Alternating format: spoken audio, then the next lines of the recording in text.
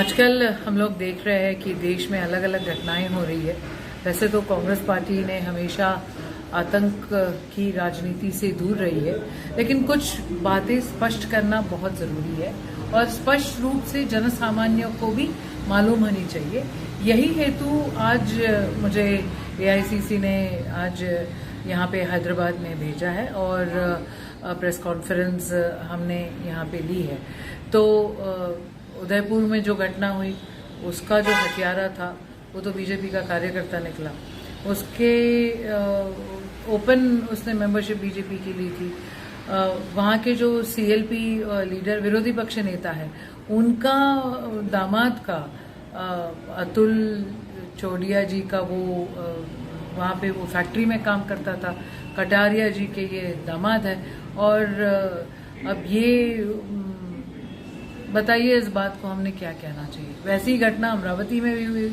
अमरावती में तो वहाँ की जो निर्दलीय सांसद है जो आजकल वो और उसके पति बीजेपी के साथ बहुत जुड़े गए हैं, नवनीत राणा, वो वहाँ पे उनके करीब का वो इरफान खान निकला, उनके लिए उसने प्रचार किया, वोट मांगे। ये तो वास्तविकता है, तो सोशल मीडिया के मार्फत सभी को मालूम हो चुका है और वही चिल्ला रहे हैं कि किसने किया, क्या किया। तो ये तो गलत बात हुई। ये सिर्फ 2 इंसिडेंट्स नहीं हुए। आप देखेंगे कि मध्य प्रदेश में वो सक्सेना करके जो ध्रुव सक्सेना करके है वो आईएसआई की टीम में पकड़ा गया और वो आईटी सेल बीजेपी का मेंबर निकला।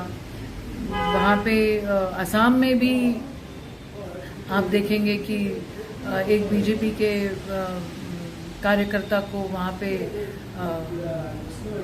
उम्र कैद की सजा हुई है।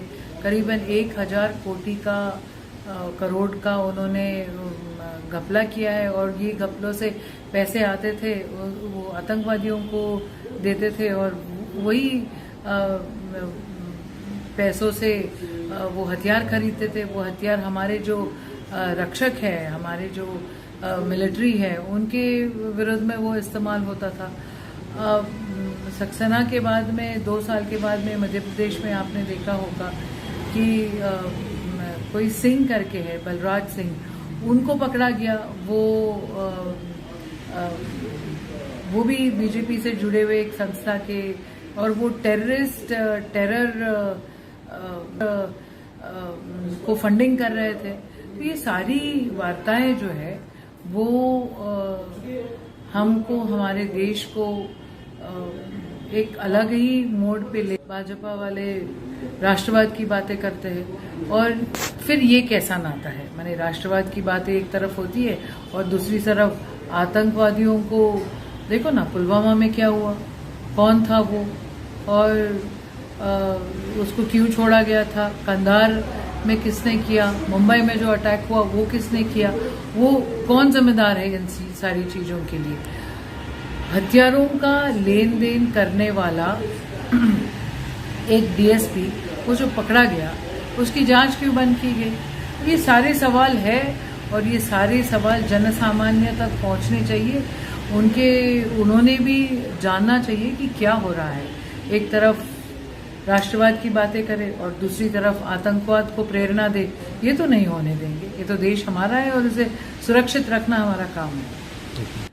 हैदराबाद के और तेलंगाना के सभी भाइयों को, बहनों को मैं यही कहना चाहूँगी कि अब वक्त है जागरूक होने का और अभी वक्त है ये सारी चीज़ें जान लेने का और सच्चाई जो है उसके पीछे खड़े रहने का। ऐसा है, हमारे ही लोग हमारे ही बीच में भेदभाव निर्माण करते हैं, हमारा विभाजन करते हैं और फिर उसका फ़ायदा दूसरा कोई ले जाता है। तो